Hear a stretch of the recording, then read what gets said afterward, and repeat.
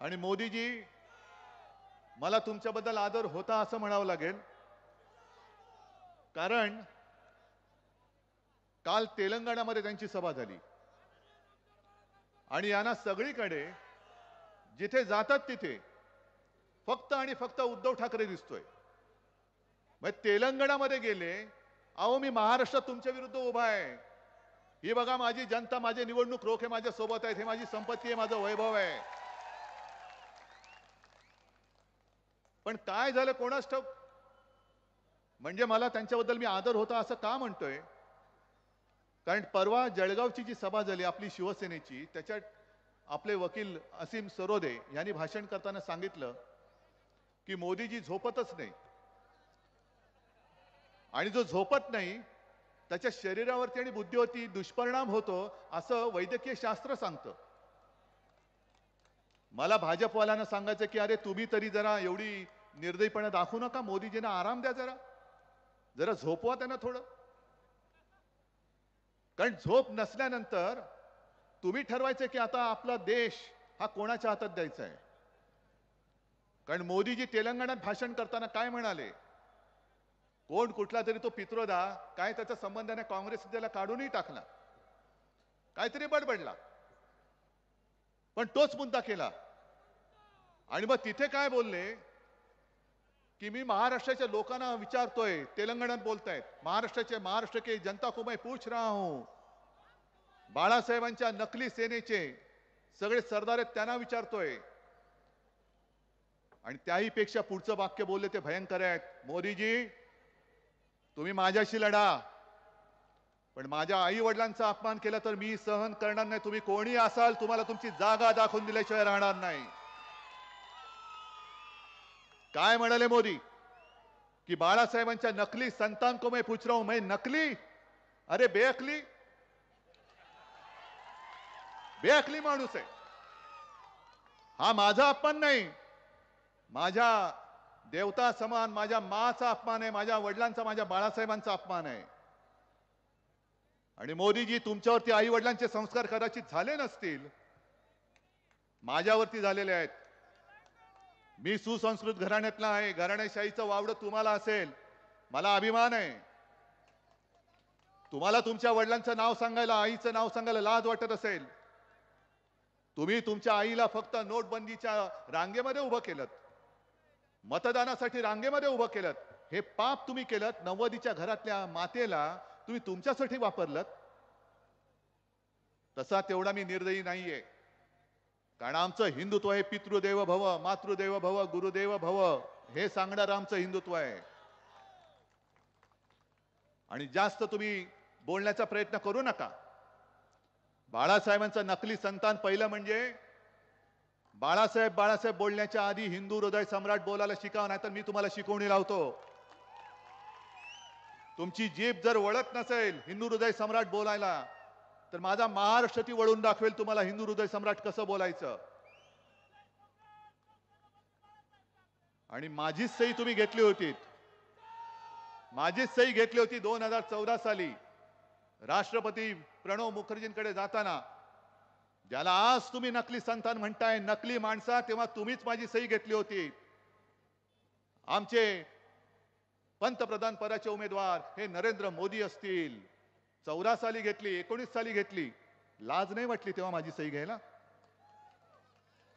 आता उद्या 17 तारखेला मुंबईत येत आहेत, शिवाजी पार्कला येतील, बाळासाहेबांच्या स्मारकावरती जातील, नाग रगडतील, स्टेजवर जाऊन बाळासाहेबांची आठवण काढून ढसा रडतील. हो, ही नकली माणसं आहेत, बेअकली माणसं आहेत.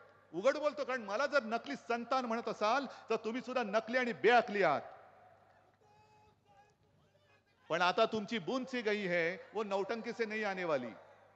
बूंद से गई, अब नौटंकी कितनी भी चाहे कितनी भी नौटंकी कर लो, लेकिन मोदी जी आप जो गई वो गई, दोबारा नहीं आने वाली. तुम्ही या माझ्या शिवसेनेला नकली म्हणता, तुम्ही बाळासाहेबांच्या सुपुत्राला नकली संतान म्हणताय, तुम्हाला मान्य आहे का रे? ज्या ठाकरे घराण्यानी अगदी माझ्या आजोबांपासून महाराष्ट्राची सेवा केली आणि आम्ही तुमची साथ सोडली, तुम्ही आम्हाला ढकललं. 2014 साली लोकसभेपर्यंत आम्ही तुमच्या सोबत होतो आणि 2014च्या ऑक्टोबर मधल्या विधानसभा निवडणुकीत एकनाथ खडसेंनी मला फोन करून सांगितलं होतं की उद्धवजी, आमचा वरिष्ठांचा निरोप आलाय की आता यापुढे आपली युती तुटली. म्हणजे तुम्ही आमचा वापर करून घेऊन फेकायला दोनदा प्रयत्न केलात. 2014 साली केला, 2019 ला केला. अहो 19 साली लोकसभा जिंकलो, पण विधानसभेमध्ये कोल्हापूरचे एक भाजपाचे नगरसेवक आहेत, माजी नगरसेवक, त्यांनी एक गौप्यस्फोट केलाय आणि त्यांनी सांगितलं फार भयानक आहे. त्यांनी काय सांगितलं की यांचे जे चंद्रकांत पाटील, चंपा, म्हणजे तुम्हाला सगळं माहिती आहे, त्या चंद्रकांत पाटलांनी सांगितलं होतं की शिवसेनेचे उमेदवार पाडा. हे पाप आम्ही कधी केलं नव्हतं ना. मी आज जाहीर विचारतो, इकडे सगळे तुम्ही या शिर्डी मतदारसंघातले आलेला आहात, जे जे मतदारसंघ भारतीय जनता पक्षाला दिले होते त्याच्यात मी एकाला तरी निरोप दिला होता की भाजपचा उमेदवार पाडा? आम्ही निष्ठेने तुमचं काम केलं. आम्ही मोदींना तिकडे निष्ठेने पंतप्रधानपदी बसवलं. आम्ही निष्ठेने तुमच्या विधानसभेचं काम केलं. पण तुम्ही पाठीत वार करणारी अवलाद, प्रत्येक निवडणुकीमध्ये तुम्ही आमच्या पाठीत वार करायला लागलात. आणि आता तर तुमची इथपर्यंत मजल गेली की ज्या हिंदू हृदय सम्राटांनी मोदीजी तुम्हाला वाचवलं नसतं तर तेव्हाच अटलजींनी तुम्हाला केराच्या टोपलीत टाकलं असतं. त्या शिवसेना प्रमुखांच्या पुत्राला तुम्ही युती तोडली तरी आम्ही खपवून घेतलं आणि आज तुम्ही मला खोटं पाडलं म्हणून मी तुमची युती तोडली तर मला नकली संतान म्हणतात. हा जो काही सगळा बोगसपणा आणि भाकडपणा चाललेला आहे हा मला खतम करून टाकायचा आहे. आमचे देवदैवत ही जागृत आहेत आणि मला या शिर्डीचा खासदार पाहिजे म्हणजे पाहिजे, कारण तिकडे जो लोकशाहीचं रक्षण करायचंय त्या लोकशाहीसाठी मला शिर्डीच्या साईबाबांचा आशीर्वाद पाहिजे. इथून माझा आपल्याला आमदार आणावाच लागेल, माझा म्हणजे आपल्या सगळ्यांचा. आणि मोदीजी, तुम्ही उद्धव ठाकरे बद्दल बोलताय, मग तुमचंच भाषण हे माझ्याकडे आहे.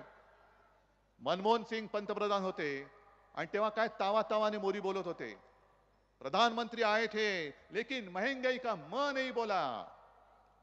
मग तुमच्याकडे आले तेव्हा मोदीजी बोलले महंगाईतलं मग बोलले?